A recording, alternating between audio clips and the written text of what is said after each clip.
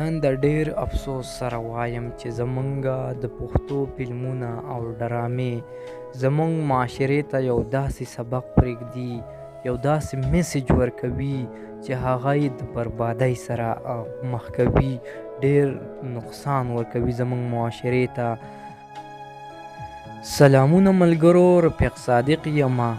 نن د ډېر افسوس سره وایم چې زمونږ د پښتو فلمونه او ډرامې زمونږ معاشرې ته یو داسې سبق پرېږدي، یو داسې میسج ورکوي چې هغه یې د بربادۍ سره مخ کوي، ډېر نقصان ورکوي زمونږ معاشرې ته. هغې کې داسې پارټونه اخیستل شي ملګرو، تاسو یې سایټ کې په سکرین باندې وینئ، خو دا ویډیو زه بلر کومه، سمې نه شو کوم ځکه چې په دې کې یو داسې حرکات دوی کړي دي چې دا زمونږ معاشرې ته ډېر بد سبق ورکوي، ډېر بد میسج ورکوي. زمونږ نوجوانان ډېر د مشکل سره مخ کوي ځکه چې په دې کې زمونږ په فلمونو کې او زمونږ په پښتو ډرامو کې داسې پارټونه اخیستل شي چې هغه مستقبل د بربادۍ طرف ته بوځي. مستقبل کې چې کوم نوجوانان راځي، ماشومان راځي او هغوی دا حرکات کولو، نو هغه د بربادۍ سره مخ کیږي.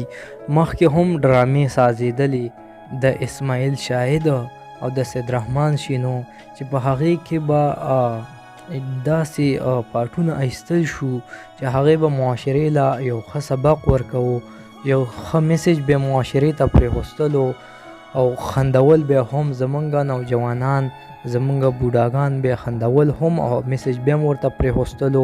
اوس داسې ډرامې راغلي چې په هغې کې داسې پارټونه اخیستل شي چې د بربنډو فلمونو نه ډېر زیات بدترین دي، ډېر زیات بد دي.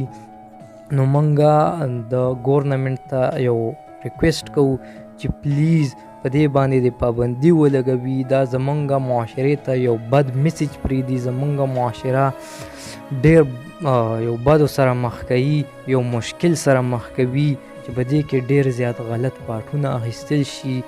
ملګرو د دې مخنیوی پکار دی، تاسو احتجاجونه وکئ، مونږ دغه حساب له په سوشل میډیا باندې اوازونه اوچتوو، تاسو هم راپاڅئ، احتجاج وکئ، د دې مخالفت وکئ چې دا بند کړی شي، دا قسم له ناروا او بد پارټونه دي په دې کې نه اخیستلی شي.